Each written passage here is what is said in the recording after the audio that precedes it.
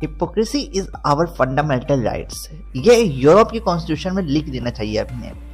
जितनी बड़ी हिपोक्रेसी पिछले 1 सालों में यूरोपियन कंट्री ने दिखाई है, ह्यूमन हिस्ट्री में कभी हमें नहीं देखने को मिली। एक तरफ यूरोपियन देश कहते हैं भारत को कि आप रशिया से तेल नहीं खरीदो, आप रशिया से तेल खरीद रहे हो, उसी वजह से रशिया के पास पैसे आ रहे हैं और वो यूक्रेन में वॉर कर रहा है।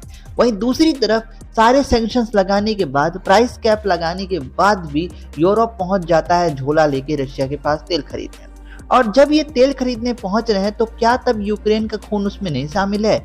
आइए जानते हैं क्या हुआ है यहाँ पर। दोस्तों अगर चैनल पहली बार आए तो सब्सक्राइब कर लीजिएगा। आइए वीडियो में आगे बढ़ते हैं। दोस्तों रशिया की एक कंपनी है जिसका नाम है ट्रांसनेफ्ट। ये एक ऑयल डिलीवरिंग कंपनी है और इन्होंने कहा है दोस्तों इनको 2 देशों से काफी बड़े ऑर्डर्स आए हैं। पहला है जर्मनी और दूसरा है पोलैंड। अब खास बात बताऊं, ये दोनों देश यूक्रेन के सबसे बड़े हितैषी बनते हैं, लगातार हथियार सप्लाई कर रहे हैं, फंड भेज रहे हैं।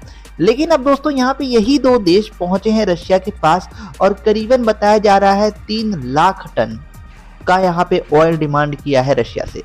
अब यहाँ पे दोस्तों एक हैरान कर देने वाली बात यह है कि ये दोनों ही देश ऑयल प्राइस कैप को फॉलो करते हैं, जिसके तहत ये तेल रशिया से $60 प्रति बैरल के रेट पे खरीदना चाहते हैं। लेकिन रशिया ने ऑलरेडी कह दिया है कि भाई हम तुम्हें इस रेट पे नहीं देंगे, लेते बने ले तो आगे बढ़ो। लेकिन यहाँ पे दोस्तों ये लोग अब पहुंच गए और कहे हैं जैसी आपकी मर्जी, हम उस रेट पे लेने को तैयार है। तो अब इससे 2 सवाल उठते हैं, क्या यूएस का इन्फ्लुएंस खत्म हो गया या फिर ये लोग हिपोक्रेट है? क्योंकि अगर ये लोग तेल लेते हैं तो इनके सैंक्शंस का क्या?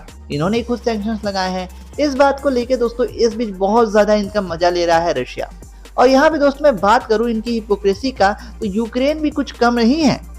जब भारत तेल लेता है तो यूक्रेन को उसमें अपना खून दिखता है, लेकिन जब यूरोप तेल लेता है तो यूक्रेन कुछ नहीं कहता है। तो भैया आप अपनी करनी का फल भोग रहे हो। आपने अच्छे मित्र बनाए, वो मित्र आपका जम के साथ दे रहे हैं और अब जंग लड़े, यही आखिर में कह सकता हूँ। क्योंकि भारत आपका समझौता करा के आपके युद्ध को बंद करने की कोशिश किया तो आपको बुरा लगा, लेकिन वही यूरोप आपको हथियार दे रहा है लेकिन ईयू में शामिल नहीं होने रहा है। वही यूरोप आपको सब कुछ दे रहा है लेकिन नाटो में परमिशन नहीं दे रहा है।